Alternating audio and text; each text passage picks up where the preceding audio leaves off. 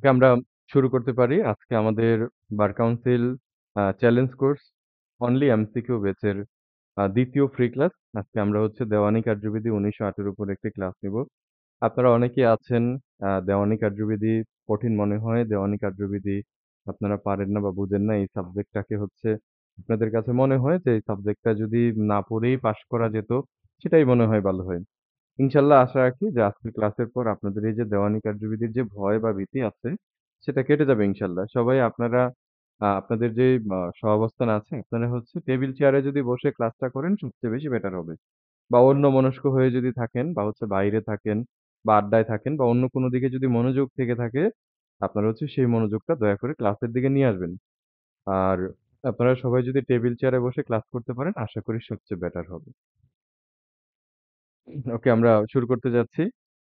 আমাদের সকলেরই স্বপ্ন এবং আমাদের একাডেমিরও কিন্তু ভীষণ মিশন। আমাদের যদিও 3rd টাইম আপনার হচ্ছে ৩য় সেশন। তার আগে হচ্ছে ২ টা ব্যাচ বের হয়েছে। ১ম ব্যাচে ২১ জন অ্যাডভোকেট হয়েছে। ২য় ব্যাচে আলহামদুলিল্লাহ এবার ১১৪ জন এমসিকিউ পরীক্ষায় কৃতকার্য হয়েছেন। ১২০ জন আমাদের একাডেমি থেকে লিখিত পরীক্ষায় অংশগ্রহণ করেছেন। তো এইবার আলহামদুলিল্লাহ প্রায় আপনারা ৩০০ জনের মতো আছেন বিভিন্ন ব্যাচে মিলিয়ে। আমাদের স্বপ্ন ২৯/১১/২০২৫ আপাতত যারা আমরা বার কাউন্সিল পরীক্ষায় অংশগ্রহণ করব। অ্যাডভোকেট হওয়ার স্বপ্নযাত্রায়। তাহলে সেই পরীক্ষায় একেবারেই ট্রু সেন্স এ মনোযোগ যদি অন্যদিকে থাকে দয়া করে ক্লাসের দিকে নিয়ে আসবেন। একটা গল্প বলব, একটা স্বপ্ন পূরণের গল্প। সেই স্বপ্ন আপনার পূরণ হবে। দেন তারপরে আমরা আরেকটা গল্প বলব। সেই গল্প দিয়ে আমরা কিন্তু এই দেওয়ানি কার্যবিধি পড়ে শেষ করব। কখনো একবারের জন্য মনে হবে না যে আমরা দেওয়ানি কার্যবিধির মতো একটা কঠিন সাবজেক্ট পড়তেছি। আমাদের সকলের স্বপ্ন এক চান্সে আইনজীবী হওয়া। পরবর্তী যে বার কাউন্সিল পরীক্ষা আছে সেই পরীক্ষায় কৃতকার্য হওয়া। ধরেন সেই অংশ হিসাবে আমরা সকলেই পরবর্তী পরীক্ষায় অংশগ্রহণ করলাম।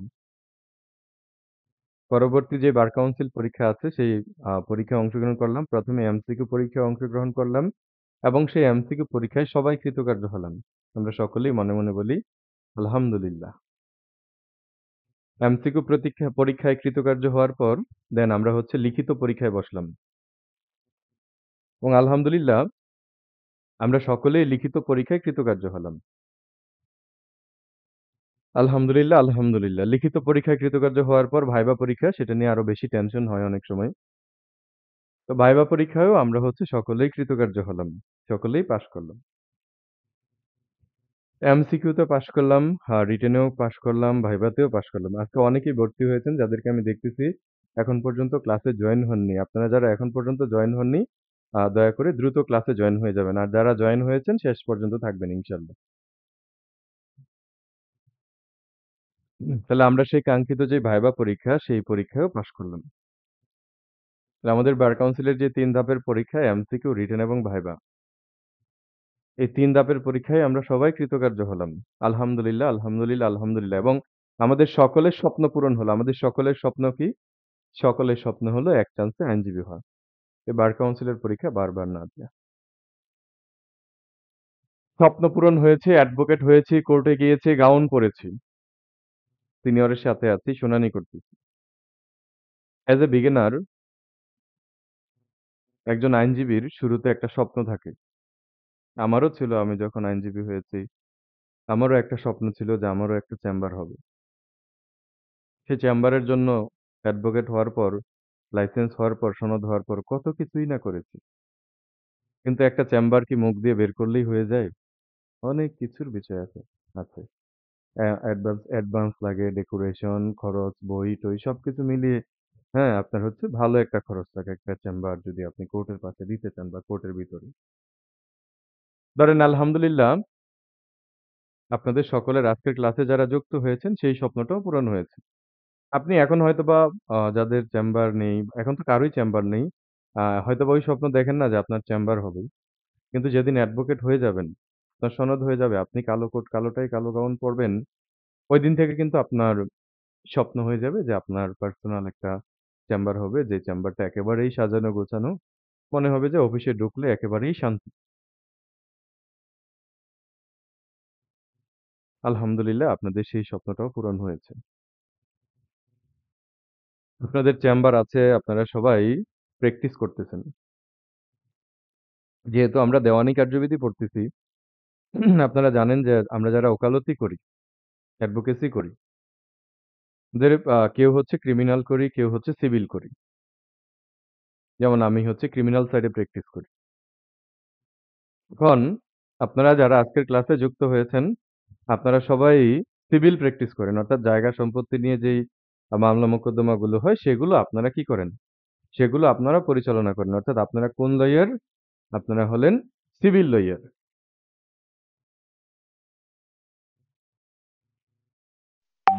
একেবারেই ট্রু সেন্সে আপনারা সবাই সিভিল লয়ার, আপনাদের একটা চেম্বার আছে। আজকে হচ্ছে কত তারিখ?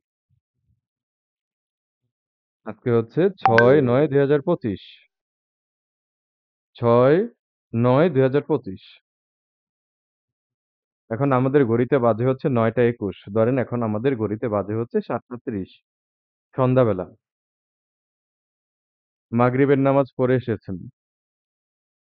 কথাগুলো চোখ বন্ধ করেও শুনতে পারেন। মাগরিবের নামাজ পড়ে এসে আপনি আপনার সেই যে চেম্বার, সেই চেম্বারে বসেছেন। আপনারা জানেন যারা সিভিল প্র্যাকটিস করে উনাদের কিন্তু আগের দিন অর্থাৎ পরের দিন যেই মামলাগুলো থাকে সেগুলোর যে প্রস্তুতি, লেখালেখি, ফাইলিং সবকিছু আগের দিন গুছিয়ে রাখতে হয়। তো সেই ধারাবাহিকতায় আপনি কি করলেন? আপনি আগের দিন অর্থাৎ আজকে হলো ৬-৯-২০২৫ এখন বাজে সন্ধ্যা ৭টা ৩০ মাগরিবের নামাজ পড়ে এসেছেন। মাগরিবের নামাজ পড়ে চেম্বারে বসেছেন। বসে হচ্ছে আগামীকালকের যে ফাইলগুলো আছে সেই ফাইলগুলো আপনি আপনার যে অ্যাসিস্ট্যান্ট আছে, আপনার যে সহকারী আছে সেই সহকারীকে বললেন যে ফাইলগুলো বের করেন র‍্যাক থেকে। সহকারী আগামীকালকে যে রবিবার শুনানি আছে সেই ফাইলগুলো আপনাকে বের করে দিল। সে ফাইলগুলো একে দেখতেছেন এবং সহকারীকে আপনি বললেন যে, "আমার জন্য চিনি ছাড়া একটা রং চা নিয়ে আসেন।" আমরা আমরা যারা চেম্বারে ওকালতি করি, অ্যাডভোকেসি করি আমাদের প্রচুর চা খাওয়া হয়। ক্লায়েন্ট আসলে ক্লায়েন্টের সাথে হচ্ছে চা খেতে হয়। অনেক সময় কথা বলার সময় চা খেতে হয়। তো আমরা চিনি ছাড়াই রং চা খাই। পার্ট অফ কোর্ট বলতেছি। আপনারা জানেন যে আ অ্যাডভোকেট সাহেবের চেম্বার কিন্তু পার্ট অফ কোর্ট। আলাদা কিছু না। কারণ আমরা এইখানে যেগুলো রেডি করি যে সাবমিশন সবকিছুই কিন্তু কোর্টে জমা দেওয়া হয়। ওগুলোই কিন্তু আদালতে নথিজাত হয়, সরকারি দলিল হয়ে যায়। তাহলে আপনি আপনার অ্যাসিস্ট্যান্টকে বললেন যে চিনি ছাড়া একটা রং চা নিয়ে আসার জন্য। আপনি রং চা খাচ্ছেন এবং আগামীকালকে যে শুনানি হবে রবিবার দিন সেই ফাইলগুলো নিয়ে বসে আছেন। এবং আপনি সেগুলি স্টাডি করতেছেন এবং সেগুলো কোনোটাতে হাজিরা, কোনোটাতে পিটিশন, কোনোটাতে সাবমিশন বা কোনোটাতে হচ্ছে আপনার শুনানি করতে হবে, কোনোটাতে জেরা করতে হবে, হ্যাঁ? কোনোটাতে আপনার সাক্ষী আসবে, তার ব্যবস্থা নিতে হবে বা অন্যান্য যে বিষয়গুলো আছে এগুলো আপনি অবজার্ভ করতেছেন, সেগুলোর বিষয়ে স্টাডি করতেছেন। এমন সময় আপনার চেম্বারে একজন ক্লায়েন্ট এসে হাজির। ক্লায়েন্টের নাম ধরেন হচ্ছে মিস্টার রহিম। রহিম সাহেব এসে আপনার চেম্বারে এসে হাজির। একদম ঘেমেটেমে একাকার। আজকে কিন্তু প্রচন্ড গরম গিয়েছে সারাদিন। একদম ঘেমেটেমে একাকার আপনার চেম্বারে একজন ক্লায়েন্ট এসেছে। আইসা বলতেছে যে, "স্যার আমাকে বাঁচান। আমার সব শেষ।" ধরেন ওই ক্লায়েন্টের নাম হলো mister Rahim. Just for example হিসেবে বললাম। রহিম সাহেব আপনার চেম্বারে আসলো। চেম্বারে এসে বলল যে, "স্যার আমাকে বাঁচান, আমাকে বাঁচান।" আপনার হচ্ছে ডাক চিৎকার দেয়া শুরু করল। তখন আপনি রহিম সাহেবকে দেখলেন যে তার অবস্থা তো ভালো না। আপনি আগে তাকে বসালেন। বসিয়ে বললেন যে, "এসিটা কমিয়ে দাও।" আর রহিম সাহেবের জন্য আপনার অ্যাসিস্ট্যান্টকে অর্ডার করলেন যে, "একটা ঠান্ডা নিয়ে আসো।" আপনার অ্যাসিস্ট্যান্ট রহিম সাহেবের জন্য ঠান্ডা নিয়ে আসলো। রহিম সাহেবকে ঠান্ডা খাওয়ালেন। সে কিছুক্ষণ অবস্থান করার পর একটা স্বাভাবিক পর্যায়ে গেল।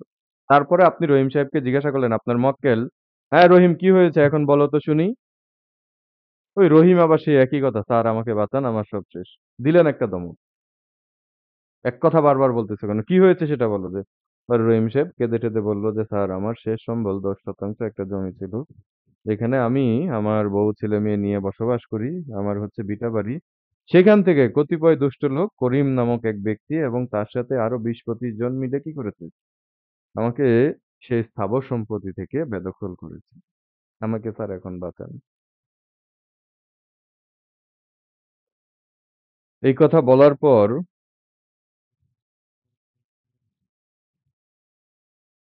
আপনি একটু চুপ করে রইলেন। চুপ করে বলতেছেন, "কি বলেন তাই নাকি?" রহিম সাহেব। তখন রহিম সাহেব বলল, "জি স্যার, জি স্যার আমাকে এই কাজই করেছেন।" তখন আপনি রহিম সাহেবকে জিজ্ঞাসা করলেন, "এই যে আপনি আপনার যে বাড়ির আপনি মালিক, আপনার কি আ ডকুমেন্ট আপনার কাছে আছে? কি ডকুমেন্ট আছে? আপনি যে ওই বাড়ির মালিক বা ওই ১০% জমির মালিক?" তখন আপনার মক্কেল রহিম সাহেব উনার কাছ থেকে পুরানো কিছু কাগজপত্র, ফাইলপত্র বের করে আপনাকে দিলেন এবং দেখালেন। রহিম সাহেবের কাছে পুরানো ভেগে একটা সাদা ফাইল ছিল। সেই ফাইল থেকে এসএআরএস, সিএস, নকশা, খারিজা, খতিয়ান যা কিছু আছে, দলিল এবং কিভাবে সে এই সম্পত্তির মালিক হয়েছে সবকিছু আপনাকে দেখালেন। সবকিছু অবজার্ভ করলেন, অবজার্ভ করে দেখলেন না ঠিকই তো আছে এই ১০% জমির মালিক রহিম সাহেবই বটে। কিন্তু সর্বশেষ যে রেকর্ড হয়েছে, অনেক জায়গায় বিআরএস, অনেক জায়গায় হচ্ছে বিভিন্ন নামে হয়েছে। এই রেকর্ডে কি হয়েছে? রহিম সাহেবের নাম না উঠে করিম সাহেবের নাম উঠেছে। এই কারণে করিম সাহেব বেআইনিভাবে রহিম সাহেবকে কি করেছে? সেই ১০% জমি থেকে বেদখল করেছে। অলরেডি কিন্তু বেদখল হয়ে গেছে। এরকম পরিস্থিতিতে আপনারা আজকের ক্লাসে যারা যুক্ত হয়েছেন, আপনারা তো সবাই আইনজীবী। আইনজীবী হিসাবে যদি আপনি আইনগত পরামর্শ দেন, তাহলে তাকে কি পরামর্শ দিবেন আপনার মক্কেলকে? আপনি আপনার মক্কেলকে অর্থাৎ রহিম সাহেবকে বললেন যে, "রহিম সাহেব আপনি সুনির্দিষ্ট প্রতিকার আইনের ৯ ধারায় দখল পুনরুদ্ধারের মামলা করতে পারবেন। আপনি সুনির্দিষ্ট প্রতিকার আইনের ৮ ধারায় সত্ত্বসহ দখল পুনরুদ্ধারের মামলা করতে পারবেন।" রহিম তখন বলল যে, "স্যার আমি তো এগুলো কিছুই বুঝি না। ৮ ধারা কি ৯ ধারা কি?" তখন রহিম বলল যে, "স্যার আমার জন্য যেটা ভালো মনে হয়, সেটাই স্যার আপনি করে দেন।" তখন আপনি চিন্তা করে দেখলেন যেহেতু রহিম আপনার উপর দায়িত্ব ছেড়ে দিয়েছে, আপনি চিন্তা করে দেখলেন যে রহিম সাহেবের পক্ষে আপনি সুনির্দিষ্ট প্রতিকারের ৮ ধারায় কি করবেন? সত্ত্বসহ দখল পুনরুদ্ধারের মামলা করবেন। যেহেতু রহিম সাহেব আপনাকে দায়িত্ব দিয়েছে। তো অবশেষে আপনি রহিম সাহেবের কাছ থেকে সমস্ত কাগজপত্র নিলেন। সমস্ত কাগজপত্র পর্যালোচনা করে সুনির্দিষ্ট প্রতিকারের ৮ ধারায় অর্থাৎ সত্ত্বসহ স্থাবর সম্পত্তি পুনরুদ্ধারের জন্য যে মামলা দখল পুনরুদ্ধারের, সেই মামলার আর্জিটা আপনি কি করলেন? রেডি করলেন। আজকের ক্লাসে আপনারা যারা যুক্ত হয়েছেন এখন পর্যন্ত, আপনারা কোন পক্ষের লইয়ার? আমাদের গল্প অনুযায়ী। আমরা যদি গল্পের দিকে যাই, আপনারা সবাই হলেন বাদী পক্ষের লইয়ার অর্থাৎ রহিম সাহেবের আইনজীবী। তাহলে কোন পক্ষের লইয়ার আপনারা? আপনারা হচ্ছেন বাদী পক্ষের লইয়ার। মনির হোসেন ভাই থ্যাংক ইউ। অর্থাৎ কার আইনজীবী? আপনারা হচ্ছেন রহিম সাহেবের আইনজীবী। এই গল্পে পরিণত হচ্ছে একজন এগ্রিভেট পার্টি। করিমের বিরুদ্ধে আপনারা মামলা করেছেন। তাহলে রহিম সাহেবের পক্ষে আপনারা বাদী হয়ে বাদী পক্ষের আইনজীবী হিসেবে মামলা করেছেন। কার বিরুদ্ধে মামলা করেছেন? মোকদ্দমা করেছেন। মোকদ্দমা করেছেন হচ্ছে করিম সাহেবের বিরুদ্ধে। তাহলে করিম সাহেব এই মামলায় কি? করিম সাহেব হলো আপনাদের এই মামলার বিবাদী। তাহলে আপনারা তো সবাই বাদী পক্ষের লইয়ার। তাহলে আমি একা অ্যাডভোকেট আব্দুল আল মামুন, আমি হলাম কি? আমি হলাম করিম সাহেবের লইয়ার অর্থাৎ বিবাদী পক্ষের লইয়ার। তাহলে এই যে গল্পটা বললাম আপনারা সবাই বাদী পক্ষের লইয়ার, আমি হলাম বিবাদী পক্ষের লইয়ার। এই গল্প, এই মামলা শেষ হবে, আমাদের সিপিসি পড়াও শেষ হয়ে যাবে। গল্পও শেষ, সিপিসি পড়াও শেষ। আমরা এই দেওয়ানি কার্যবিধি সর্বপ্রথম পড়াশোনা করব হচ্ছে দেওয়ানি কার্যবিধির কঙ্কাল বা স্কেলেটন। যেকোনো সাবজেক্ট পড়ার আগে সেই সাবজেক্টে কি বলেছে, কি বোঝাতে চেয়েছে। যেমন আমরা গতকালকে তামাদি আইনের ক্লাস নিয়েছি। তামাদি আইন কেন? তামাদি আইনের উদ্দেশ্য কি? কি কারণে তামাদি আইন? কেনই বা পড়বো আমরা তামাদি আইন? সেই বিষয়টা কিন্তু আগে আমরা আলোচনা করেছি। তাহলে আমরা যে দেওয়ানি কার্যবিধি পড়বো, দেওয়ানি কার্যবিধিতে কি বোঝাতে চেয়েছে? সেটা কিন্তু আগে আমাদেরকে পড়তে হবে। যে একটা মামলা দায়ের হওয়ার পর সেটা কিভাবে চলে? আমরা গত ক্লাসেই বলেছিলাম মামলা যদি সুনির্দিষ্ট প্রতিকার আইনে হয়, তাহলে বিচার হবে কোন আইনে? বিচার হবে দেওয়ানি কার্যবিধিতে। আর প্রমাণ হবে কোন আইনে? প্রমাণ হবে হচ্ছে সাক্ষ্য আইনে। আর মামলা যদি দণ্ডবিধিতে হয় তাহলে বিচার হবে কোন আইনে? বিচার হবে হচ্ছে ফৌজদারি কার্যবিধিতে। আর প্রমাণ হবে কোন আইনে? প্রমাণ হবে হচ্ছে সাক্ষ্য আইনে। তাহলে আমাদের আজকের যে গল্প রহিম এবং করিমের যে মামলা, এখানে মামলা হয়েছে কোন আইনে? মামলা হয়েছে সুনির্দিষ্ট প্রতিকার আইনের ৮ ধারায়। তাহলে সুনির্দিষ্ট প্রতিকার আইনের ৮ ধারায় যদি মামলা হয়, তাহলে আপনার আ বিচার হবে কোন আইনে? বিচার হবে হচ্ছে দেওয়ানি কার্যবিধিতে। আর প্রমাণ হবে কোন আইনে? যে এই ১০% জমির মালিক কি রহিম না করিম সেটা প্রমাণ হবে কোন আইনে? প্রমাণ হবে হচ্ছে সাক্ষ্য আইনে। ওকে, আমরা দেওয়ানি কার্যবিধি পড়া শুরু করতেছি। দেওয়ানি কার্যবিধি আমরা হচ্ছে যে দেওয়ানি কার্যবিধির কঙ্কাল বা হচ্ছে দেওয়ানি কার্যবিধির যে স্কেলেটন আছে, সেই স্কেলেটনটা আমরা হচ্ছে এখন পড়ব। মানে হচ্ছে ফুল যে দেওয়ানি কার্যবিধিতে যা কিছু আছে, সবকিছু আমরা হচ্ছে সামারি করে পড়ব। একেবারেই সামারি বা দেওয়ানি কার্যবিধির আপনারা হচ্ছে এটাকে কঙ্কাল বলতে পারেন।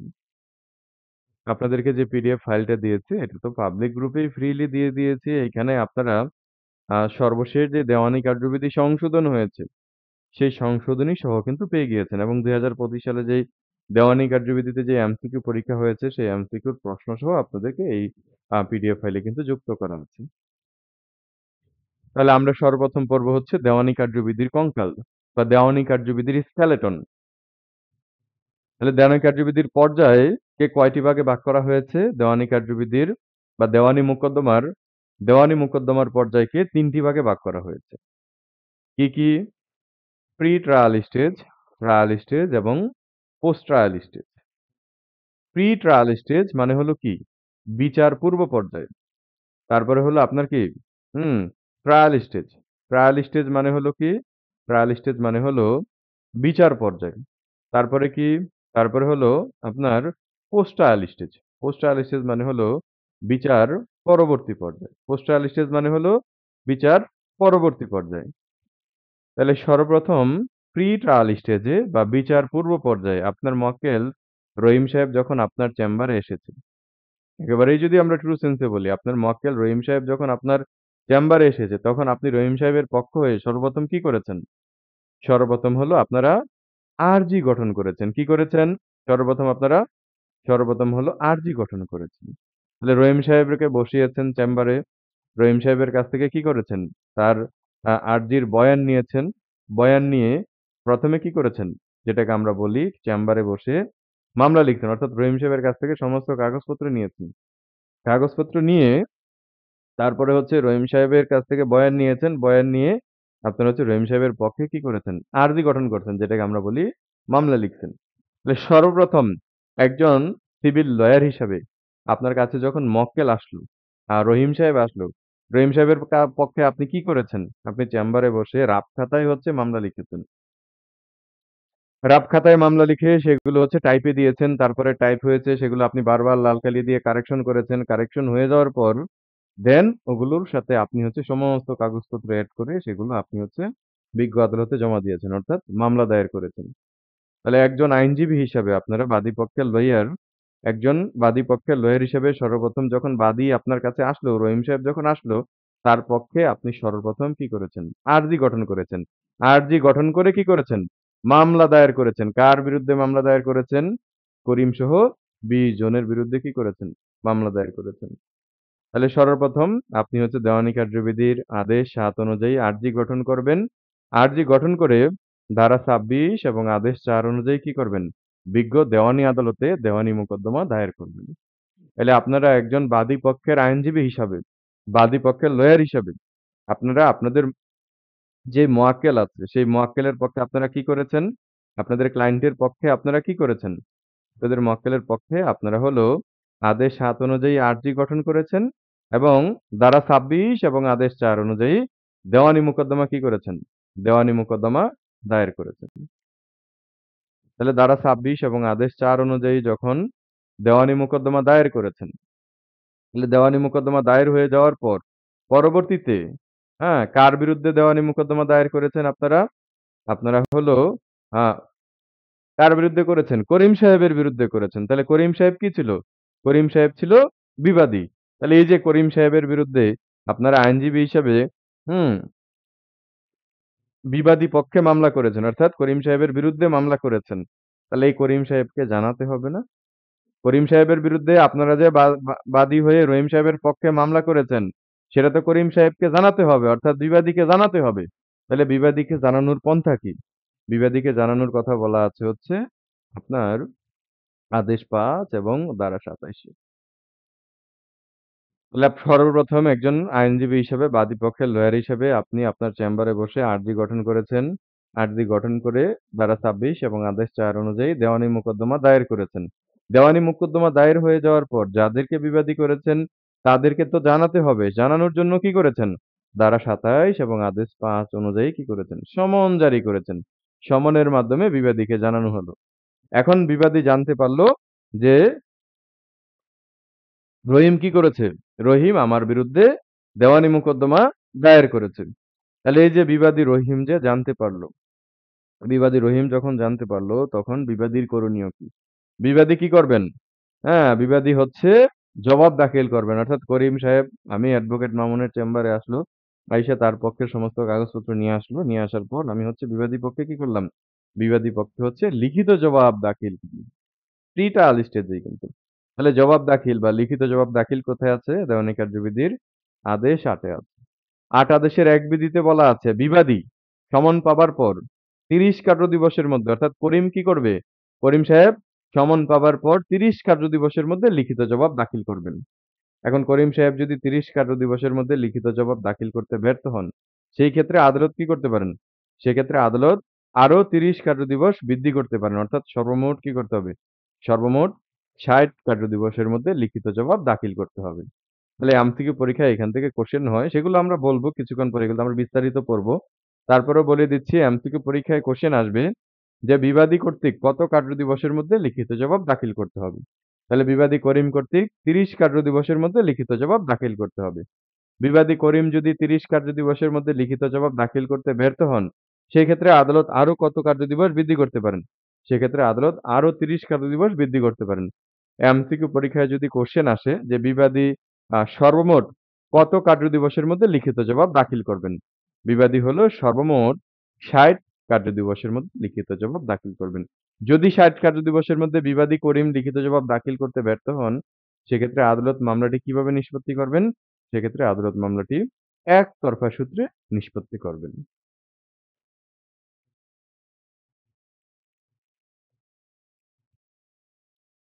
এখন বাদী আরজির মাধ্যমে কি করল? রহিম আরজির মাধ্যমে মামলা করল। আর বিবাদী করিম আদেশ ৮ অনুযায়ী কি করলেন? লিখিত জবাব দাখিল করলেন। তাহলে বাদীর আরজি, বিবাদীর লিখিত জবাব হয়ে যাওয়ার পর আদালত কি মামলায় ইস্যু গঠন করবেন? বিচার্য বিষয় গঠন করবেন? না। আদালত মামলায় কিন্তু কি করবেন না? আদালত মামলায় ইস্যু গঠন করবেন না। বিচার্য বিষয় গঠন করবেন না। বরঞ্চ বলবেন, "এই যে লার্নেট মামুন সাহেব।" মামুন সাহেব বলবেন, "এই যে লার্নেট।" নাম ধরে বলে। অনেক সময় বলে, সম্পর্ক ভালো থাকলে জজ সাহেবের সাথে। সাহেব বলে কিন্তু। লার্নেট বলে আবার সাহেবও বলে। এই যে লার্নেট আপনাদেরকে বলবে যে বাদী পক্ষের যে লার্নেট আছেন আপনারা ২ পক্ষ বসেন, ৩য় একজন ব্যক্তিকে মধ্যস্থতাকারী হিসেবে নিয়োগ করেন। তারপর হচ্ছে আপনারা কি করেন? ২ পক্ষ সমঝোতা করে মামলাটা আপস মীমাংসার মাধ্যমে শেষ করেন। আমরা ক্রিমিনালে বলি আপস মীমাংসা আর দেওয়ানিতে হলো কি? সিভিলে হলো মধ্যস্থতা। এই মধ্যস্থতা কিন্তু কি? এই মধ্যস্থতা হলো বাধ্যতামূলক। তাহলে আপনারা হচ্ছে বাদী পক্ষের লইয়ার, আপনারা আর্জির মাধ্যমে মামলা করেছেন। বিবাদী কি করলো? বিবাদী হলো আদেশ ৮ অনুযায়ী লিখিত জবাব দাখিল করলো। তাহলে লিখিত জবাব দাখিল হয়ে যাওয়ার পর আদালত কি করবেন? পরবর্তী পর্যায়ে কি হবে? আদালত আপনাদেরকে বলবেন, আমাকে বলবেন যে আপনারা ২ পক্ষ বসেন, মামলাটা কি করেন? বিকল্প বিরোধ নিষ্পত্তি করেন। তাহলে লিখিত জবাবের পর পরবর্তী পর্যায়ে কি? বিকল্প বিরোধ নিষ্পত্তি বা অল্টারনেটিভ ডিসপিউট রেজোলিউশন বা এডিআর বা মধ্যস্থতা। তাহলে মধ্যস্থতা সম্পর্কিত বিধান কোথায় আছে? ৮৯ এর ক ধারায় আছে। এখন একেবারেই ট্রু সেন্স এ যদি বলি, আপনারা বাদী পক্ষের লইয়ার, আমি হচ্ছে বিবাদী পক্ষের লইয়ার, ২ পক্ষ বসলাম, ৩য় একজন ব্যক্তিকে মধ্যস্থতাকারী হিসেবে নিয়োগ দিলাম। এখন ২ পক্ষ বসার পর আমাদের যে বিষয়টা আছে, এই বিষয় নিয়ে ২ পক্ষের মধ্যে কি হয়ে গেল? ২ পক্ষের মধ্যে সমঝোতা হয়ে গেল। তাহলে ২ পক্ষের মধ্যে যদি সমঝোতা হয়ে যায়, ২ পক্ষের মধ্যে যদি আপস মীমাংসা যেটাকে আমরা বলি হয়ে যায়, তাহলে সেই ক্ষেত্রে যেই শর্তে সমঝোতা হলো, যেই শর্তে মধ্যস্থতা হলো, সেই শর্ত অনুযায়ী আদালত কি করবেন? সেই শর্ত অনুযায়ী আদালত রায় এবং ডিক্রি অনুমোদন করবেন। অর্থাৎ ২ পক্ষ আমরা মিলে গেছি। আর ২ পক্ষ আমরা বসলাম, ৩য় ব্যক্তিকে মধ্যস্থতাকারী হিসেবে নিয়োগ দিলাম। নিয়োগ দেওয়ার পর আমরা হচ্ছে মধ্যস্থতা করার জন্য কি করলাম? আমরা মধ্যস্থতা করার জন্য চেষ্টা করলাম। এখন মধ্যস্থতা করার জন্য চেষ্টা করে আমরা কি হলাম? আমরা ব্যর্থ হলাম। আমরা মধ্যস্থতা কি করতে পারি নাই? মধ্যস্থতা করতে পারিনি। ব্যর্থ হয়েছি। যদি ব্যর্থ হয়ে যাই, আপনারা হচ্ছে রহিমের আইনজীবী, বাদী পক্ষের আইনজীবী, আমি হলাম বিবাদী পক্ষের আইনজীবী, করিমের আইনজীবী। ২ পক্ষ বসেছি, তৃতীয় ব্যক্তিকে মধ্যস্থতাকারী হিসেবে নিয়োগ দিয়েছে, কিন্তু মধ্যস্থতা হয়নি। সেই ক্ষেত্রে আদালত প্রি ট্রায়াল স্টেজে বা বিচার পূর্ব পর্যায়ে পরবর্তীতে কি করবেন এই মামলায়? এই মামলায় হচ্ছে ইস্যু গঠন করবেন। তাহলে ইস্যু গঠন সম্পর্কিত বিধান কোথায় আছে? ইস্যু গঠন সম্পর্কিত বিধান আছে হচ্ছে আদেশ ১৪ তে আছে। ১৪ আদেশের ১ থেকে ৬ বিধিতে ইস্যু গঠন সম্পর্কিত বিষয়ে বলা আছে। তাহলে আমাদের এই মামলার ইস্যু কি? বিচার্য বিষয় কি? বিচার্য বিষয় কাকে বলে? ঘটনা বা আইনের গুরুত্বপূর্ণ বিষয়ে যখন এক পক্ষ দৃঢ়ভাবে ঘোষণা করে আর অপর পক্ষ অস্বীকার করে তখনই কি হয়? তখনই বিচার্য বিষয়ের সৃষ্টি হয়। তাহলে ঘটনা বা আইনের গুরুত্বপূর্ণ বিষয়ে যখন এক পক্ষ দৃঢ়ভাবে ঘোষণা করবে আর অপর পক্ষ অস্বীকার করবে তখনই কি সৃষ্টি হবে? তখনই বিচার্য বিষয়ের সৃষ্টি হবে। তাহলে রহিম আপনারা বাদী পক্ষের লইয়ের আপনারা দৃঢ়ভাবে ঘোষণা করতেছেন যে ১০% জমি হলো আপনাদের মক্কেল রহিম সাহেবের। আবার আমি হলাম করিম সাহেবের আইনজীবী। আমি দৃঢ়ভাবে ঘোষণা করতেছি যে না, না, না। এই ১০% জমি হলো আমার মক্কেল করিম সাহেবের। তাহলে এই ক্ষেত্রে বিচার্য বিষয় কি হবে? আমাদের এই মামলার বিচার্য বিষয় হবে ১৪ আদেশ অনুযায়ী জমি তুমি কার? এটাই হলো কি বিচার্য বিষয়। প্রি ট্রায়াল স্টেজে ইস্যু গঠন হয়ে যাওয়ার পর ইস্যু গঠন মানে হলো বিচার্য বিষয় গঠন। বিচার্য বিষয় গঠন হয়ে যাওয়ার পর পরবর্তীতে আদালতে কি করবেন? এখানে একটা পদক্ষেপ আছে বা তদবির আছে যেটাকে আমরা বলি একত্রে ৩০ ধারার তদবির। দেওয়ানি মামলার কি বলি? দেওয়ানি মামলার ৩০ ধারার তদবির বা ৩০ ধারার পদক্ষেপ। রহিম করিমের মামলার ৩০ ধারার পদক্ষেপে কি হবে? উদ্ঘাটন পরিদর্শন। তাহলে উদ্ঘাটন পরিদর্শন সম্পর্কে বলা আছে আদেশ ১১ তে। তারপর হচ্ছে স্বীকারোক্তি বা এডমিশন সম্পর্কে বলা আছে আদেশ ১২ তে। দলিল আটক ফেরত আদেশ ১৩। তারপর হচ্ছে কমিশন নিয়োগ ধারা ৭৫ আদেশ ২৬ এবং হচ্ছে সর্বশেষ হবে চূড়ান্ত শুনানির তারিখ নির্ধারণ ৩০ ধারার পদক্ষেপে বা ৩০ ধারার তদবির বলি আমরা যারা প্র্যাকটিস করি, আপনারা যারা কোর্টে যান জানেন। চূড়ান্ত শুনানির তারিখ নির্ধারণ। তাহলে যেদিন বিচার্য বিষয় গঠিত হলো, যেদিন ইস্যু গঠন হলো, তার ১২০ দিনের মধ্যে কি করতে হবে? ১২০ দিনের মধ্যে মামলার চূড়ান্ত শুনানির দিন ধার্য করতে হবে। তাহলে আমাদের মামলা ইস্যু হলো জমি তুমি কার? তাহলে সেই ইস্যু গঠিত হয়ে গেল। সেই ইস্যু যেদিন গঠিত হলো, তার থেকে ১২০ দিনের মধ্যে কি করতে হবে? ১২০ দিনের মধ্যে মামলার চূড়ান্ত শুনানির দিন ধার্য করতে হবে। এটা আপনাদের এমসিকিউ পরীক্ষায় এবারই আসছে।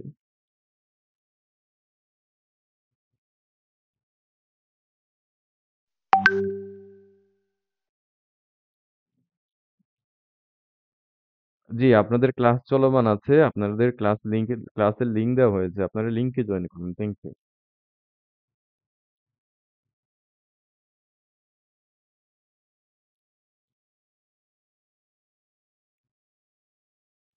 ওকে, তাহলে ইস্যু গঠনের ১২০ দিনের মধ্যে কি করতে হবে? মামলার চূড়ান্ত শুনানির দিন ধার্য করতে হবে। সেটা বলা আছে কোথায়? সেটা বলা আছে হচ্ছে ১৪ আদেশের ৮ বিধিতে। এটা আপনাদের এমসিকিউ পরীক্ষায় আসছে যে ইস্যু গঠনের কত দিনের মধ্যে চূড়ান্ত শুনানির দিন ধার্য করতে হবে? ১২০ দিনের মধ্যে। তারপরে আসি ট্রায়াল স্টেজ, বিচার পর্যায়। তাহলে ট্রায়াল স্টেজ বা বিচার পর্যায়ে কি হবে? বিচার পর্যায়ে হচ্ছে সাক্ষী হবে। সাক্ষী আসবেন। এখানে একটা বিষয় বলা আছে যে চূড়ান্ত শুনানির তারিখ থেকে ১২০ কার্যদিবসের মধ্যে কি করতে হবে? ১২০ কার্যদিবসের মধ্যে মামলার শুনানি শেষ করতে হবে। সেটা বলা আছে কোথায়? সেটা বলা আছে হচ্ছে ১৮ আদেশের ১৯ বিধিতে বলা আছে যে চূড়ান্ত শুনানির তারিখ থেকে ১২০ কার্যদিবসের মধ্যে কি করতে হবে? ১২০ কার্যদিবসের মধ্যে মামলার শুনানি শেষ করতে হবে। এবং ট্রায়াল স্টেজে বা বিচার পর্যায়ে যখন বিচার হয়, মামলার যখন বিচার হবে তখন কি আসবে? আমরা জানি সবাই সাক্ষী আসবে। তাহলে সাক্ষী যখন আসবে, সাক্ষী কাঠগড়ায় দাঁড়িয়ে সর্বপ্রথম কি করবেন? যেই পক্ষ সাক্ষী হাজির করেছেন সেই পক্ষ সাক্ষীকে পরীক্ষা করবেন। কত ধারা অনুযায়ী?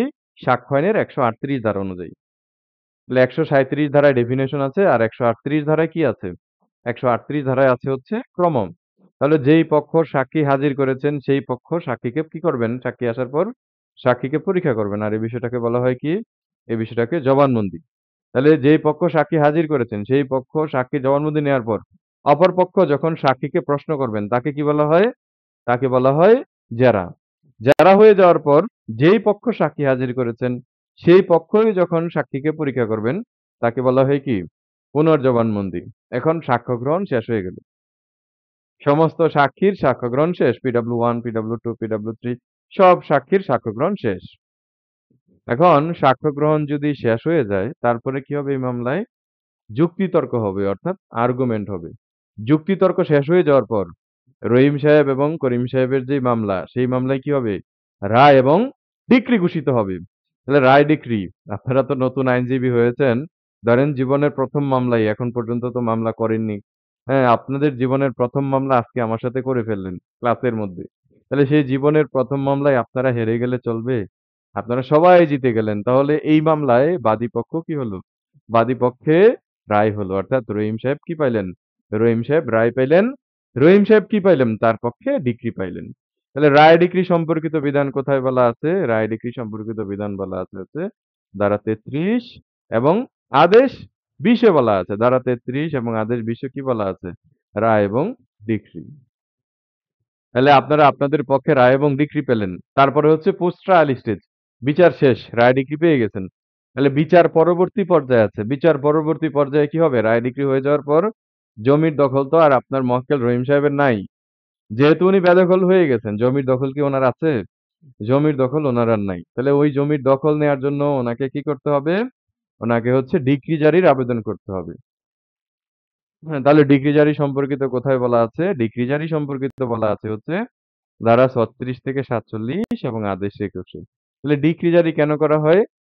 আপনারা যে স্থাবর সম্পত্তি থেকে বেদখল হয়েছেন, আপনাদের মক্কেল যে রহিম সাহেব স্থাবর সম্পত্তি থেকে বেদখল হয়েছে, সেই সম্পত্তির দখল নেয়ার জন্য আপনারা কি করতে হবে? আপনাদের ডিক্রি জারির আবেদন করতে হবে। সেই ডিক্রি জারি আছে হচ্ছে আদেশ 21 ধারা 36 থেকে 47 এ। এখন আপনারা ডিক্রি জারির আবেদন করেছেন।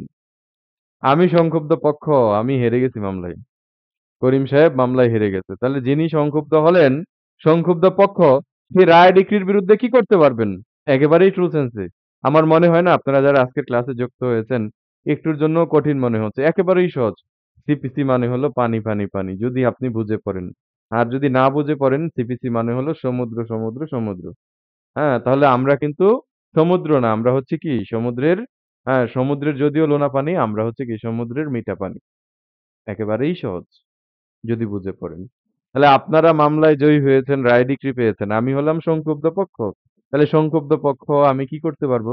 আমি হচ্ছে আপিল করতে পারবো। তাহলে আপিল সম্পর্কিত বিধান আমাদের দেওয়ানি কার্যবিধির কোথায় বলা আছে? বলা আছে হচ্ছে আদেশ 41, 43 এবং ধারা 96 থেকে 112 তে বলা আছে। তাহলে যেইখানে আপিল হবে না সেইখানে কি হবে? সেইখানে হবে রিভিশন। তাহলে রিভিশন সম্পর্কিত বিধান কোথায় বলা আছে? রিভিশন সম্পর্কিত বিধান বলা আছে ধারা 115 তে। যে আদালত রায় দিয়েছে, যে আদালত ডিক্রি দিয়েছে, সেই আদালতেই কি করা যায়? সে আদালতেই রিভিউ করা যায়। তাহলে রিভিউ সম্পর্কিত বিধান কোথায় আছে? ধারা 114, এখানে একটু প্লাস প্লাস চিহ্ন দিবেন। প্লাস চিহ্ন দিয়ে হচ্ছে এখানে কি করবেন? এখানে হলো 47 যোগ করে দিবেন। তাহলে রিভিউ কোথায় আছে? রিভিউ আছে হচ্ছে ধারা 114 এবং আদেশ 47। রিভিউ কোন আদালতে করা হয়? যে আদালত রায় দিয়েছে, যে আদালত ডিক্রি দিয়েছে, সেই আদালতেই কি করা হয়? সেই সেম আদালতে রিভিউ করা হয়। আচ্ছা, যতটুকু বললাম আপনারা বুঝেছেন কিনা আমি সবাইকে আনমিউট করে দিচ্ছি। কঠিন মনে হচ্ছে কিনা জাস্ট এতটুকু আমাকে ইনফরমেশন দিবেন। ঠিক আছে? আচ্ছা, আপনাদের কাছে কি এই গল্পটা কঠিন মনে হচ্ছে? সিপিসির গল্পটা? অনেক সহজ। স্যার খুবই জি, ইজি লাগতেছে। জি, স্যার থ্যাংক ইজি ইউ। আছে স্যার, অনেক সহজ না।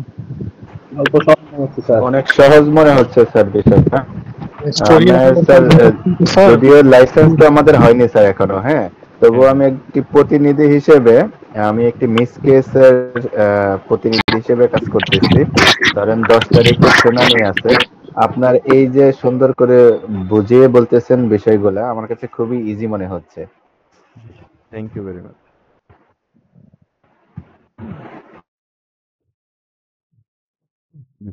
দুঃখিত। ওকে, আমরা পরবর্তীতে যাই। তাহলে আমরা কিন্তু এই দেওয়ানি কার্যবিধি ধারা এবং আদেশ কি করব? ধারা এবং আদেশ কিন্তু মিলিয়ে পড়ব। এবং এই যে গল্পটা বললাম, একটা দেওয়ানি মামলা যেভাবে আদালতে দায়ের থেকে শুরু করে একবারে হচ্ছে রায় ডিক্রি পর্যন্ত চলে যাবে, আপিল রিভিউ পর্যন্ত চলে যাবে। ঠিক আমরা যে গল্পটা বললাম, এই গল্পটা হচ্ছে শেষ হবে আমাদের দেওয়ানি কার্যবিধি পড়াও কিন্তু শেষ হয়ে যাবে। তাহলে সর্বপ্রথম একজন আইনজীবী হিসাবে আপনি আপনার চেম্বারে বসে মিস্টার রহিম সাহেবের পক্ষে কি করেছেন? আরজি গঠন করেছিলেন, মামলা লিখছিলেন।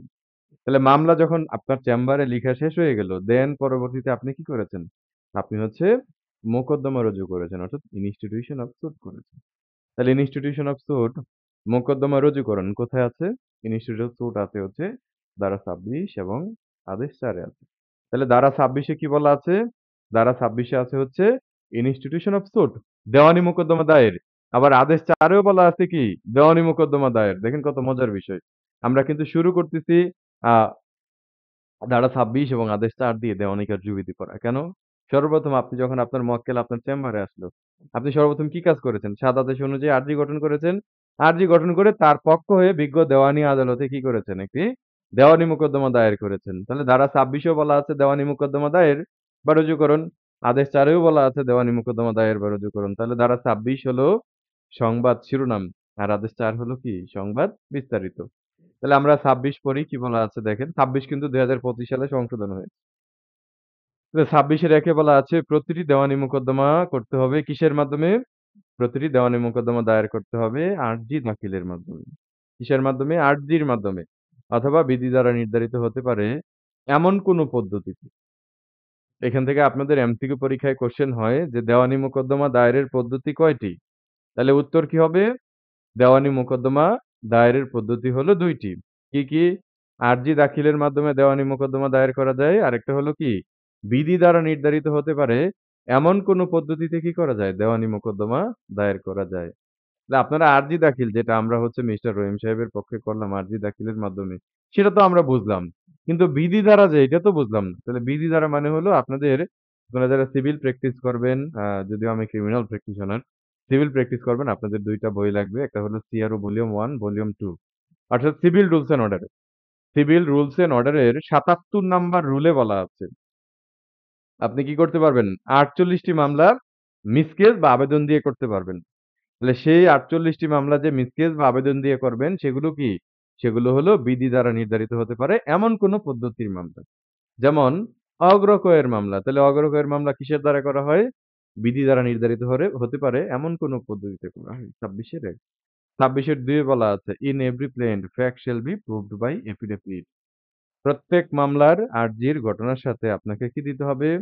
হলফনামা দিতে হবে। তার মানে আপনি আপনার আরজির মধ্যে মামলা যখন লিখেছেন, সেই আরজির মধ্যে যতগুলো ঘটনার কথা বলেছেন, প্রত্যেকটা ঘটনাই সত্য এই মর্মে আপনাকে কি দিতে হবে?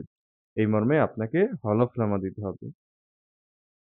ওকে আমরা আদেশ ৪ এ চলে যাই। ৪ আদেশেও বলা আছে দেওয়ানি মোকদ্দমা দায়ের। ৪ আদেশের ১ বিধিতে বলা আছে প্রতিটি মোকদ্দমা দায়ের করতে হবে আদালতে এ উদ্দেশ্যে তার দ্বারা নিযুক্ত কর্মকর্তার নিকট আরজি উপস্থাপনের মাধ্যমে। তাহলে দেওয়ানি মোকদ্দমা কিসের দ্বারা করতে হবে? আরজির মাধ্যমে করতে হবে। কার কাছে করতে হবে? দেওয়ানি আদালতে করতে হবে। তাহলে দেওয়ানি আদালতের কার নিকট করতে হবে? দেওয়ানি আদালতের সেরেস্তাদারের নিকট কি করতে হবে? সেরেস্তাদারের নিকট দেওয়ানি মোকদ্দমা দায়ের করতে হবে। তাহলে প্রতিটি দেওয়ানি মোকদ্দমা কার নিকট দায়ের করতে হবে? দেওয়ানি আদালতের সেরেস্তাদারের নিকট। কিসের মাধ্যমে করতে হবে? আরজি দাখিলের মাধ্যমে করতে হবে। তাহলে আপনারা মিস্টার রহিম সাহেবের লইয়ার, বাদী পক্ষের লইয়ার। আপনারা সর্বপ্রথম কি করেছেন? সর্বপ্রথম হলো মামলা লিখছেন। মামলা লিখার পর সেই মামলাটা হচ্ছে আপনি বিজ্ঞ আদালতের যেই সেরেস্তা আছে, সেই সেরেস্তাদারের নিকট নিয়ে জমা দিয়ে এসেছেন। এবং আপনি যখন আরজিটা জমা দিয়েছেন, ৪ আদেশের ১ এর ক বিধিতে বলা আছে, কার বিরুদ্ধে মামলা করেছেন? করিম সহ আরো ২০ জনের বিরুদ্ধে মামলা করেছেন। তাহলে এই যে মামলাটা করেছেন, তাদের বরাবর তো সমন জারি হতে হবে। তাহলে সেই সমন জারির জন্য আপনাকে কি করতে হবে? নির্ধারিত কোর্ট ফি আরজি প্রেরণের সময় পরিশোধ করতে হবে। অর্থাৎ আপনার যে মামলা করেছেন করিম সাহেবের বিরুদ্ধে, বিবাদীর বিরুদ্ধে, সেই বিবাদীর বরাবর কিন্তু এমনিতেই সমন চলে যাবে না। সেজন্য আপনাকে কি করা লাগবে? সেজন্য হলো সমন যাতে যথাযথভাবে জারি হয়, সেজন্য আপনাকে হচ্ছে কোর্ট ফি পরিশোধ করতে হবে। ৪ আদেশের ১ এর খ বিধিতে বলা আছে দেখেন আপনারা যে মামলা করেছেন, কার বিরুদ্ধে করেছেন? করিমের বিরুদ্ধে করেছেন। তাহলে এই যে করিমের বিরুদ্ধে, বিবাদীর বিরুদ্ধে মামলা করেছেন, সেই বিবাদীর জন্য কি করতে হবে? পূর্ণ নাম ঠিকানা লিখতে হবে খামের মধ্যে। যাদেরকে বিবাদী করেছেন, ২০ জনকে বিবাদী করেছেন, প্রত্যেকটা বিবাদীর নাম আলাদা, আলাদা করে কি করবেন? খামের মধ্যে লিখবেন নাম, পিতার নাম, গ্রাম, থানা, জেলা। অর্থাৎ তার পূর্ণাঙ্গ নাম ঠিকানা লিখে সেটার মধ্যে হচ্ছে আরজির যে কপি আছে, সেই কপি হচ্ছে খামের ভিতর ঢুকিয়ে এবং সেটার সাথে কি? আগাম প্রাপ্তি স্বীকারপত্রী সহ আপনাকে কি করতে হবে? আর্জির সাথে পেশ করতে হবে। এবং সেই কাজটাই আপনি করলেন আপনার মক্কেল কার জন্য? রহিম সাহেবের জন্য। এখন একেবারেই ট্রু সেন্সে আপনি মামলা লিখলেন, মামলা লিখে এই কাজগুলো করলেন। ধরেন আমরা যেটা দেখে থাকি সিনিয়র যারা আছেন সিভিল প্র্যাকটিস করেন ওনারা কি করেন? সর্বপ্রথম মক্কেল যখন আসেন চেম্বারে, মক্কেলের কাছ থেকে বয়ান নেন। বয়ান নিয়ে সমস্ত কাগজপত্র হচ্ছে রেডি করেন। কাগজপত্র রেডি করে ১ম এ হচ্ছে সাদা কাগজে হচ্ছে মামলা ড্রাফট করেন। যারা কোর্টে যান তারা তো এই বিষয়গুলো জানেনই। হ্যাঁ, সাদা কাগজে মামলা ড্রাফট করে সেগুলো হচ্ছে কি করেন? কম্পিউটার করেন অর্থাৎ কম্পিউটারে টাইপ করেন। কম্পিউটারে টাইপ করানোর পর তারপরে কি করেন? তারপরে হচ্ছে যে কার্টিজ পেপার আছে সেই কার্টিজ পেপারে আপনার হচ্ছে সেগুলো কি করেন? সেগুলো প্রিন্ট আউট করেন। এবং কার্টিজে যখন প্রিন্ট আউট হয়ে যায় তারপরে হচ্ছে কি আপনার সেই মামলার মূল্যমান অনুযায়ী কি করেন? স্টাম্প সরবরাহ করেন। অর্থাৎ যেটাকে আমরা বলি কোর্ট ফি। হ্যাঁ, কোর্ট ফি সরবরাহ করেন। এরপরে কোর্ট ফি হয়ে যাওয়ার পর এই যে মামলাটা আপনি দায়ের করতেছেন, কি, কি ডকুমেন্টের উপর কি, কি দলিলের উপর ভিত্তি করে মামলাটা করতেছেন সেই দলিল যে আছে সেই দলিলগুলো আপনাকে কি করতে হবে? সেই দলিলের সার্টিফাইড কপি কিন্তু আপনার আর্জির সাথে জমা দিতে হবে। তাহলে আপনার রহিম সাহেব উনি হচ্ছে ৪-৫ টা দলিল নিয়ে আসলেন। তাহলে সবগুলো দলিলই কিন্তু আপনার আর্জির সাথে কি করতে হবে? বোর্ড দিয়ে সেলাই করতে হবে। এবং এসএ, আরএস, সিএস তারপরে হচ্ছে নকশা এবং মিউটেশন, খারিজা, খতিয়ান যা কিছু আছে সবকিছুর সার্টিফাইড কপি আপনার আর্জির সাথে কি করতে হবে? আর্জির সাথে জমা দিতে হবে। অর্থাৎ এগুলো আমরা দেখে থাকি যে সবকিছু মামলা লেখা শেষ হয়ে যাওয়ার পর যেই সকল ডকুমেন্টের উপর ভিত্তি করে আপনি মামলা দায়ের করতেছেন সবগুলো ডকুমেন্ট এই যে আমার সামনে বোর্ড আছে বোর্ড দিয়ে সুন্দর করে সেলাই করে। কারণ স্টেপলারে তো নিবে না। কারণ আপনার আরজি তো অনেক বড় হয়েছে। প্রায় ০.৫ কেজি, ১ কেজি ওজন হয়ে গেছে। সেগুলো বোর্ড দিয়ে সেলাই করে তারপরে হচ্ছে আপনার সবকিছু রেডি করে দেন তারপরে সেটা নিয়ে কি করবেন? সেটা নিয়ে হচ্ছে আদালতের যে সেরেস্তাদার আছে সেই সেরেস্তাদারের কাছে জমা দিবেন। সেই কাজটি আপনি করলেন রহিম সাহেবের পক্ষে। এখন সেরেস্তাদারের কাছে জমা দেওয়ার পর সেরেস্তাদারের কাছে একটা বই আছে। বিশাল বড় নীল কাগজের বই। হ্যাঁ? যেটাকে আমরা বলি বালাম বই। কিন্তু অ্যাকচুয়ালি এটার নাম বালাম বই না। ৪ আদেশের ২ বিধিতে বলা আছে দেখেন। মামলাটা আপনি যে মামলাটা জমা দিলেন সেই মামলাটা কি হবে? হ্যাঁ? এখানে একটা আমরা বলি বালাম বই। এটা হলো স্যুট রেজিস্টার বুক। তাহলে ওই যে সেরেস্তাদারের কাছে যে বইটা আছে স্যুট রেজিস্টার বুক বা মামলা নিবন্ধন বহি, সেই মামলা নিবন্ধন বহিতে আপনি যখন আর্জিটা জমা দিবেন, রহিম সাহেবের যে আর্জিটা সেটা যখন জমা দিবেন, সেটাতে কি করবেন? ওই আরজিটা নিয়ে ওইখানে যে বাদীর নাম, বিবাদীর নাম, পূর্ণাঙ্গ সবকিছু ঠিকানা-টিকানা লিখে সেখানে একটা নাম্বারিং করবেন। অর্থাৎ মামলাটাকে কি করবেন? মামলাটাকে নিবন্ধন করবেন। এবং ধরেন হচ্ছে আপনি আগামীকালকে ৭/৯/২০২৫ ৭/৯/২০২৫ পর্যন্ত আপনি যে আদালতে মামলাটা জমা দিয়েছেন, সে আদালতে ধরেন অদ্যাবধি এখন পর্যন্ত ১০ টা মামলা হয়েছে বা ১০০ মামলা হয়েছে বা ৫০০ মামলা হয়েছে। ধরেন ৫০০ মামলাই হয়েছে। আপনি আগামীকালকে জমা দিয়েছেন। তাহলে আপনার মামলা নাম্বার কত হবে? আপনার মামলা নাম্বার হবে ৫০১। এখন কত সাল? এখন হলো ২০২৫ সাল। তাহলে আপনার মামলা নাম্বার কত? আপনার মামলা নাম্বার হলো ৫০১/২০২৫। এখন যদি ২৬ সাল হতো তাহলে অবলিক কি হতো? অবলিক হলো ২৬। এখন যদি ২৩ সাল হতো তাহলে অবলিক কি হতো? অবলিক হতো ২৩। তাহলে মামলা নাম্বার হলো বামে আর ডান পাশে হলো কি? সাল। তাহলে আপনার মামলা নাম্বার কত? ৫০১/২০২৫ তাহলে পেশকার সাহেব আপনার মামলা ধরে যখন ডাক দিবেন কোর্টের মধ্যে তখন কি বলবেন রহিম করিম এই কথা কিন্তু বলবেন না তখন পেশকার সাহেব মামলা ডাক দিবেন তখন কি বলবেন যে দেওয়ানি মোকদ্দমা ৫০১/২০২৫ এই কথা বলার পর আপনারা বাদী পক্ষের লয়ার আপনারা আপনাদের পক্ষে সাবমিশন রাখবেন আমি বিবাদী পক্ষের লয়ার আমরা আমাদের পক্ষে কি রাখবো আমরা আমাদের পক্ষে কিন্তু সাবমিশন রাখবো তাহলে সর্বপ্রথম দেখেন একজন আইনজীবী হিসাবে আপনি কি করেছেন প্রি ট্রায়াল স্টেজে ধারা ২৬ এবং আদেশ ৪ অনুযায়ী দেওয়ানি মোকদ্দমা দায়ের করেছেন। তাহলে কার বিরুদ্ধে আপনারা দেওয়ানি মোকদ্দমা দায়ের করেছেন? আপনারা দেওয়ানি মোকদ্দমা দায়ের করেছেন বিবাদীর বিরুদ্ধে। তাহলে বিবাদী কে ছিল? বিবাদী ছিল করিম। তাহলে এই যে করিমের বিরুদ্ধে আপনারা দেওয়ানি মোকদ্দমা দায়ের করেছেন, হ্যাঁ? সেই যে দেওয়ানি মোকদ্দমা দায়ের করেছেন এটা করিমকে জানাতে হবে না? তাহলে করিমকে জানানোর পন্থা কি? পন্থা হলো বিবাদীর প্রতি কি করতে হবে? করিমের বরাবর সমন প্রেরণ করতে হবে। তাহলে বিবাদীর প্রতি সমন কোথায় আছে? বিবাদীর প্রতি বা করিমের প্রতি সমন আছে হচ্ছে আপনার ধারা ২৭ এবং আদেশ ৫ এ। তাহলে ধারা ২৭ হলো সংবাদ শিরোনাম আর আদেশ ৫ হলো কি? আদেশ ৫ হলো সংবাদ বিস্তারিত। তাহলে ২৭ কি বলা আছে? মোকদ্দমা সঠিকভাবে রুজু হলে বিবাদীকে উপস্থিত হয়ে দাবির উত্তর দেওয়ার জন্য কি করতে হবে? সমন প্রদান করতে হবে এবং নির্ধারিত পদ্ধতিতে তা জারি করতে হবে।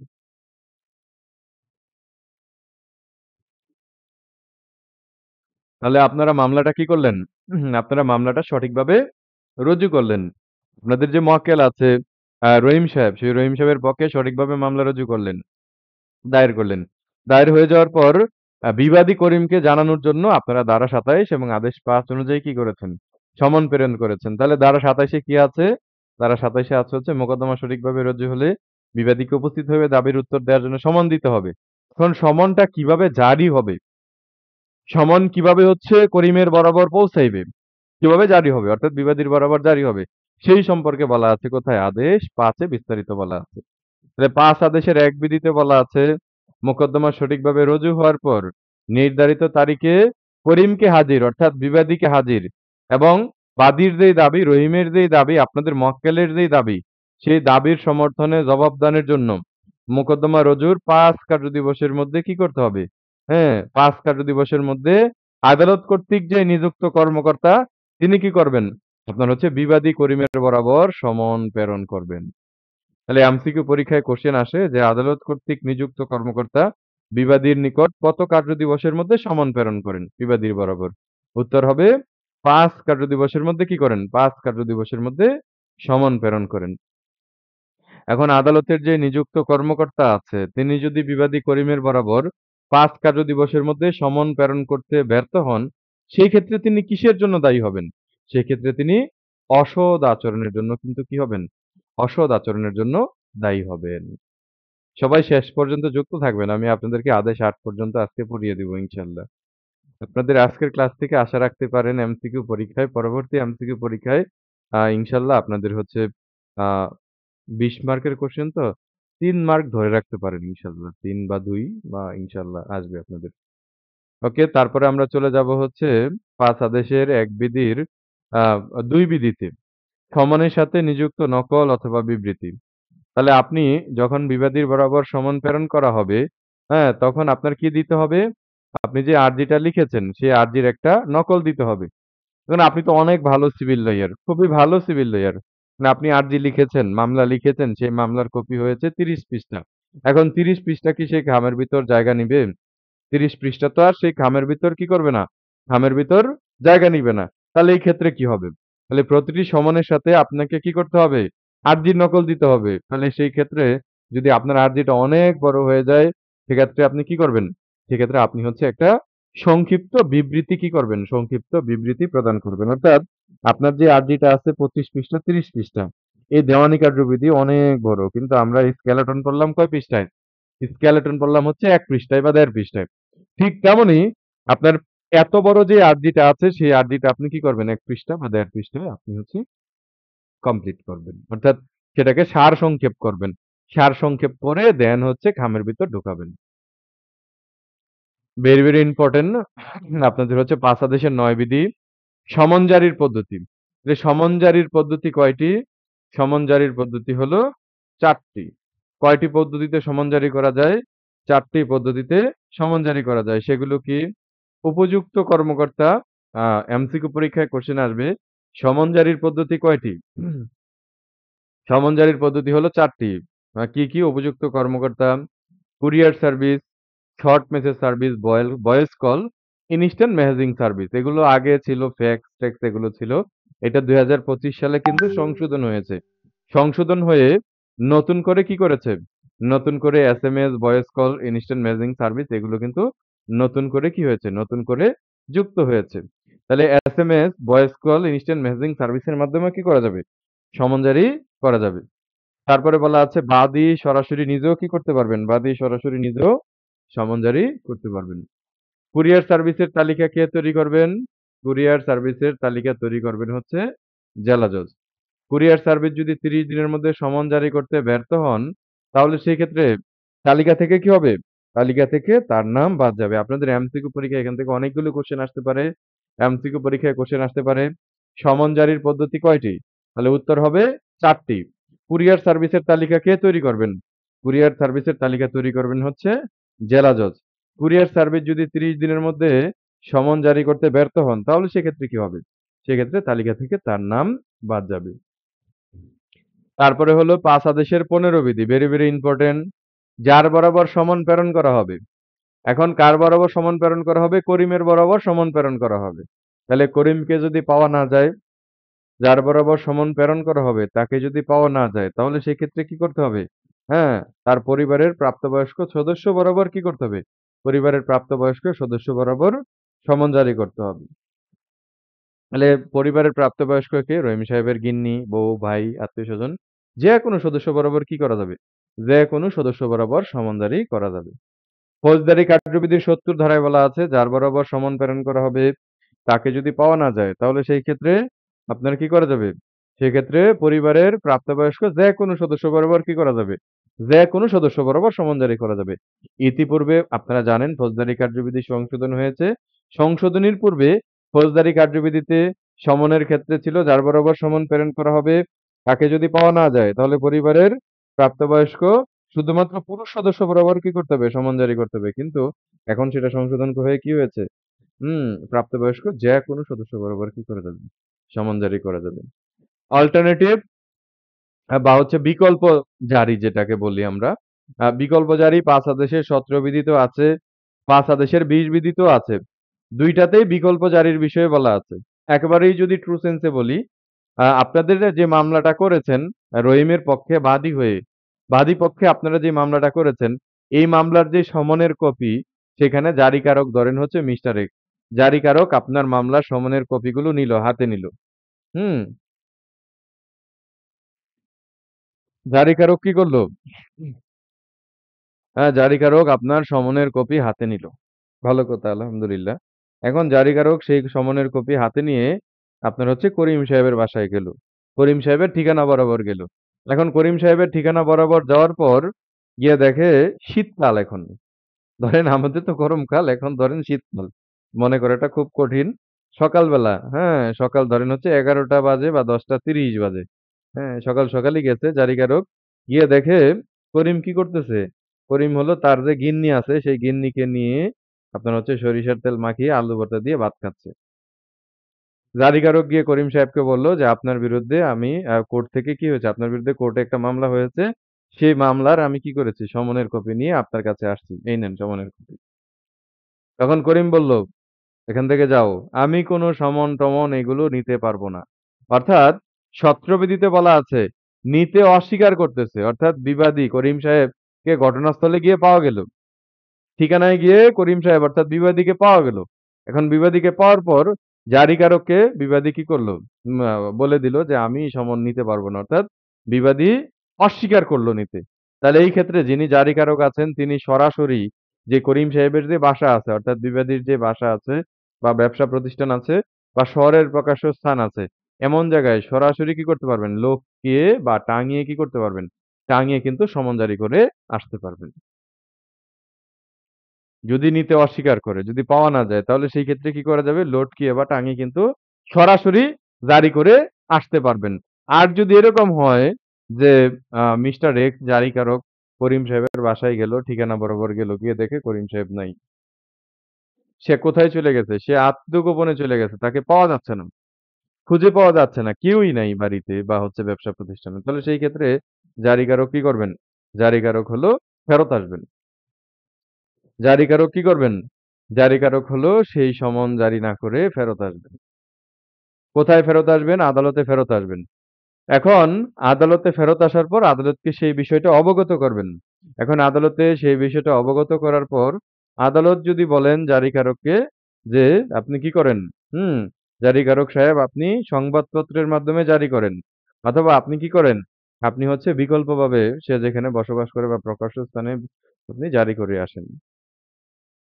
তাহলে সেই ক্ষেত্রে সেটা হবে কি? ৫ আদেশের ২০ বিধি। তাহলে ৫ আদেশের ১৭ বিধি কখন হবে? জারিকারক ঘটনাস্থলে গেল, ঘটনাস্থানে গিয়ে করিমকে পাইল। পাওয়ার পর সে নিতে অস্বীকার করতেছে। আর ৫ আদেশের ২০ বিধিতে হলো বিকল্প জারি, যে জারিকারক আপনার হচ্ছে ঘটনাস্থলে গেল, গিয়ে হচ্ছে আপনার করিমকে অর্থাৎ বিবাদীকে পাইল না। সেক্ষেত্রে জারিকারক আদালতে ফেরত আসলো। আদালতে ফেরত আসার পর আদালতের অনুমতি নিয়ে জারিকারক কি করলেন? বিকল্পভাবে জারি করলেন। তাহলে ৫ আদেশের ১৭ বিধিতে হলো জারিকারক কর্তৃক সরাসরি বিকল্প জারি, আর ৫ আদেশের ২০ বিধিতে হলো জারিকারক কর্তৃক আদালতের অনুমতি নিয়ে বিকল্প জারি। ৫ আদেশের ৩০ বিধিতে বলা আছে সমনের পরিবর্তে কি? সমনের পরিবর্তে পত্র।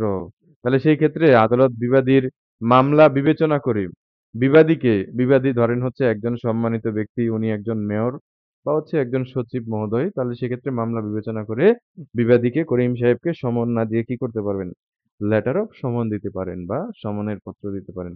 এখন আপনারা বলবেন যে বিবাদী করিমের বরাবর যথাযথভাবে কি হয়ে গেল? হ্যাঁ, যথাযথভাবে আপনাদের মাইক্রোফোন অন করে দেওয়া হয়েছে। যথাযথভাবে সমন জারি করা হলো। তাহলে সমন জারি হয়ে যাওয়ার পর সেই ক্ষেত্রে যিনি বিবাদী আছেন তিনি কি করবেন? তার করণীয় কি? বিবাদীর করণীয় কি? বিবাদী কি করবেন এখন? মাইক্রোফোন লিখিত অন জবাব আছে দিবে। সবার। মনির ভাই বলেন। বিবাদী লিখিত জবাব দিবে। Very good. তাহলে প্রি ট্রায়াল স্টেজে এখন বিবাদীকে কি করতে হবে? বিবাদী হলো করিম সাহেব। এখন করিম সাহেব ধরেন আমার চেম্বারে আসলেন। আইসা সেই মামলার কপি বা অর্থাৎ সমনের সেই কপি নিয়ে আমার এখানে উপস্থিত হলেন। উপস্থিত হওয়ার পর সবকিছু দেখালেন। আমি এখন কি করব? বিবাদীর পক্ষে হলো করিম সাহেবের পক্ষে লিখিত জবাব দাখিল করব। তাহলে জবাব দাখিল সম্পর্কিত বিধান কোথায় আছে? জবাব দাখিল সম্পর্কিত বিধান আছে হচ্ছে আদেশ ৮ এ আছে। জবাব দাখিল। লিখিত জবাব কে দাখিল করবে? রিটেন স্টেটমেন্ট দাখিল করবে হচ্ছে বিবাদী করিম। তাহলে ৮ আদেশের ১ বিধিতে বলা আছে বিবাদীর বরাবর সমন প্রেরণের পর, সমন প্রাপ্তির পর বিবাদী কত কার্যদিবসের মধ্যে লিখিত জবাব দাখিল করবেন? বিবাদী হচ্ছে ৩০ কার্যদিবসের মধ্যে লিখিত জবাব দাখিল করবেন। এখন বিবাদী যদি অর্থাৎ করিম যদি ৩০ কার্যদিবসের মধ্যে লিখিত জবাব দাখিল করতে ব্যর্থ হন, তাহলে সেই ক্ষেত্রে আদালত কি করবেন? সেক্ষেত্রে আদালত আরো ৩০ কার্যদিবস সময় কি করতে পারেন? আরো ৩০ কার্যদিবস সময় বৃদ্ধি করতে পারেন। অর্থাৎ বিবাদীকে সর্বমোট কি করতে হবে? সর্বমোট ৬০ কার্যদিবসের মধ্যে লিখিত জবাব দাখিল করতে হবে। এমসিকিউ পরীক্ষায় যদি কোশ্চেন আসে বিবাদী কর্তৃক কত কার্যদিবসের মধ্যে লিখিত জবাব দাখিল করতে হবে? উত্তর হবে ৩০ কার্যদিবস। এমসিকিউ পরীক্ষায় যদি কোশ্চেন আসে যে বিবাদী কর্তৃক সর্বমোট কত কার্যদিবসের মধ্যে লিখিত জবাব দাখিল করতে হবে? তাহলে উত্তর হবে সর্বমোট হবে ৬০ কার্যদিবস। ৮ আদেশের ২ বিধিতে বলা আছে বিবাদী যদি তার যে লিখিত জবাব, সে লিখিত জবাবে যদি নতুন কোনো ঘটনার কথা বলে, আপনারা যে ঘটনা নিয়ে মামলা করেছেন, মোকদ্দমা দায়ের করেছেন, সেই ঘটনা ব্যতীত যদি অন্য কোনো কথা বলে, তাহলে সেই ক্ষেত্রে কি হবে? সেই ক্ষেত্রে নতুন ঘটনা অবশ্যই বিবাদীকে কি করতে হবে? সুস্পষ্টভাবে উল্লেখ করতে হবে। ২, ৩, ৪, ৫ এগুলো হচ্ছে না পড়লেও চলবে। এটা জাস্ট আপনাদের বুঝার স্বার্থে বলে দিচ্ছি। ৩ বিধিতে বলা আছে আপনারা যেই সকল দাবি নিয়ে মামলা করেছেন, আপনারা বাদী পক্ষের লইয়ার। আপনারা যেই সমস্ত দাবি নিয়ে মামলা করেছেন, আমি হলাম বিবাদী পক্ষের লইয়ার। হ্যাঁ, সেটা আমাকে কি করতে হবে? সুনির্দিষ্টভাবে অস্বীকার করতে হবে। আপনারা বলতেছেন যে ১০% জমি হলো আপনাদের মক্কেল মিস্টার রহিম সাহেবের। আর আমাকে কি বলতে হবে? না, এই ১০% জমি হুম, আপনাদের না, আপনাদের মক্কেল মিস্টার রহিম সাহেবের না। এই ১০% জমি হলো আমার মক্কেল মিস্টার করিম সাহেবের। অর্থাৎ করিম সাহেব কি করবে? অস্বীকার করবে। সুনির্দিষ্টভাবে কি করবেন? অস্বীকার করবেন যে না, এই ১০% জমির মালিক আপনি না। আমি করিম সাহেব। ৪ বিধিতে বলা আছে চাতুরীপূর্ণভাবে কি করা যাবে না? চাতুরীপূর্ণভাবে, চাতুরী তো আপনারা বুঝেন। চাতুরী মানে হলো কি? চাতুরী মানে হলো চালাকি যেটাকে আমরা বলি। ভাবে কি করা যাবে না? চাতুরীপূর্ণভাবে অস্বীকার করা যাবে না। অর্থাৎ কি করতে হবে? সুনির্দিষ্টভাবে অস্বীকার করতে হবে। ৫ বিধিতে বলা আছে, এখন আপনি লিখিত জবাবে অস্বীকার করেছেন, সেটা আসলে কিভাবে অস্বীকার করেছেন সেটা বোঝা যাচ্ছে না। তাহলে সুনির্দিষ্টভাবে যদি অস্বীকার করা না হয়, তাহলে সেটা কি হবে? তখন কিন্তু সেটা স্বীকৃত বলে গণ্য হবে। অর্থাৎ সুনির্দিষ্টভাবে কি করতে হবে? আপনার দাবিটা অস্বীকার করতে হবে। ৬ বিধিতে বলা আছে সেট অফ এর দাবি। তাহলে সেট অফ আপনারা যে মামলাটা করেছেন একেবারেই ট্রু সেন্স এ। অনেকক্ষণ হয়ে গিয়েছে তো শুনতেছেন। সবাই একটু মনোযোগটা ক্লাসের দিকে নিয়ে আসেন দয়া করে। যদি অন্যমনস্ক হয়ে থাকেন। আপনারা যেই মামলাটা করেছেন, আপনারা যারা আজকে এখন পর্যন্ত আছেন আমার মনে হয় মেক্সিমামই আপনারা হচ্ছে আমাদের এখানে ভর্তি হয়ে গিয়েছেন। প্রায় ২০ জনের মতো যেহেতু ভর্তি হয়েছেন। একটু মনোযোগ সহকারে শোনেন। যদিও এই ক্লাসটা আমরা হচ্ছে রিপিট করব, তারপরেও দয়া করে মনোযোগ সহকারে শুনবেন। জি।